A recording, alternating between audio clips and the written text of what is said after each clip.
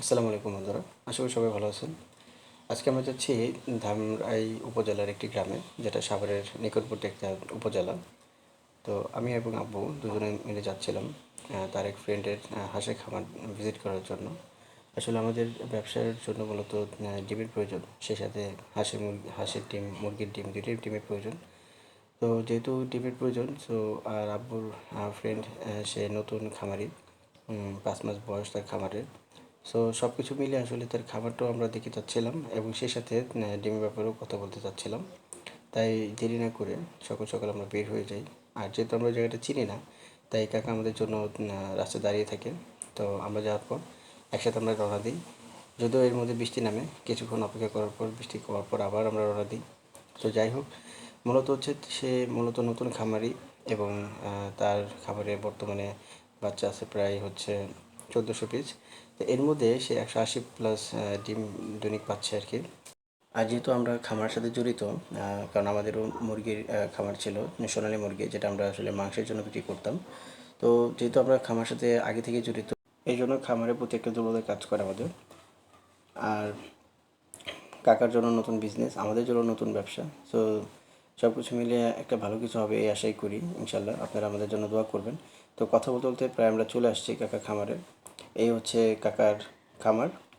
তো মূলত বাইরে থেকে যখন দেখছিলাম, আসলে আমার কাছে মনে হচ্ছিলো যে ছবির মতো একটা খামার, মানে খুব গোছালো সুন্দর একটা খামার আর কি। খামারে ঢোকার সাথে সাথে দেখলাম যে কবুতর পালার জন্য সে ছোট একটা খোপ বানিয়েছে এবং মানুষ, তার এখানে যারা লোকজন পাহারা দেয়, তাদের জন্য একটা ঘর বানানো হয়েছে। আর এই যে জায়গাটা, এইটা মূলত হচ্ছে হাঁসের খাবারের জায়গা, যেখানে তারা শুকনো খাবার খায়। তো হাঁসগুলো যখন সকালে বের হয়, তারা মূলত 2 টাইম তাদেরকে খাবার দেওয়া হয় বর্তমানে, সকালে এবং হচ্ছে বিকালের আগে, অর্থাৎ দুপুর একটু পরে মাঝামাঝি সবাই তাদেরকে খাবার দেওয়া হয়। আর তারা যখন এই খাবারগুলো খায়, তখন তারা চলে আসে এই জায়গাটায়। এখানে তাদেরকে ফিড এবং হচ্ছে গম ধান এগুলো মূলত দেওয়া হয়। তো তারা খেয়ে আবার তারা পানিতে ঘোরাফেরা করে। এরপর বিকালে যে সময়টা, ওই সময়টা মূলত তারা আবার খোয়ারে ঢুকে যায়। আর এই জায়গাটি যেহেতু 14 বিঘা পুকুরের উপরে মূলত খামারটা করা, সেই সাথে বর্ষার পানি আসাতে কিছুটা পানি এখানে বেড়েছে। যেহেতু বর্ষা না থাকলে এই জায়গায় কিছুটা জায়গা শুকনো থাকে। বর্ষার সিজন ছাড়াও যেহেতু 14 বিঘা পুকুর, অনেক বড় একটা পুকুর, এখানে সবসময় 12 মাসই পানি থাকে। সো হাঁস পালন করার জন্য তার সমস্যা হওয়ার কথা না। পুকুরটাকে কাকা মূলত 2টা ভাগে ভাগ করছে।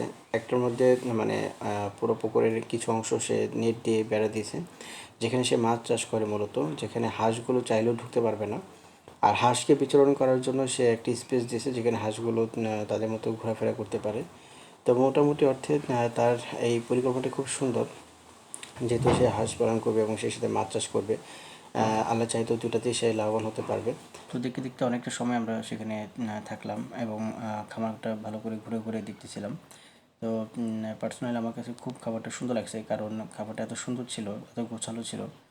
তো এই শেষে আমরা যখন চলে আসবো, তার আগে কাকার সাথে আমরা কথা শেষ করে আসি, অর্থাৎ ডিম কীভাবে নিব এবং রেট কত করে পড়বে, এই সব ব্যাপারে আমরা তার সাথে কথা বলে আসি। তো রেট সে আমাদেরকে জানাই দিয়েছে। আর আমরা আরও 2-3টা খামার দেখব। তো মূলত যেখানে আমাদের কাছে রেটটা একটু কম মনে হবে, আমরা সেখান থেকে ডিমটা সংগ্রহ করব, কারণ যেহেতু এটা একটা ব্যবসা। কারণ আমার এখান থেকে ডিমটা নেওয়ার জন্য প্রতিদিন 250 টাকা পর্যন্ত গাড়ি ভাড়া যাবে। সো যেহেতু পরিমাণে ডিমটা কম আসবে, 180 পিস ডিম, সো সেক্ষেত্রে এই 250 টাকা খরচটা আমার জন্য একটু বেশি হয়ে যাবে। আবার রেটটাও তার কাছে আমার কাছে একটু বেশি মনে হলো। আর আমি যদি তার কাছ থেকে 1000 বা আরও বেশি ডিম নিতে পারি, তো সেই ক্ষেত্রে দেখা গেছে আমার এই খরচটা আসলে কোনো খরচ না, অনেকটা কম চলে আসবে। শেষ করে আমরা চলে যাই আমাদের একটি জমি দেখার জন্য, যেটা আব্বু গতকালকে গিয়ে দেখে আসছে।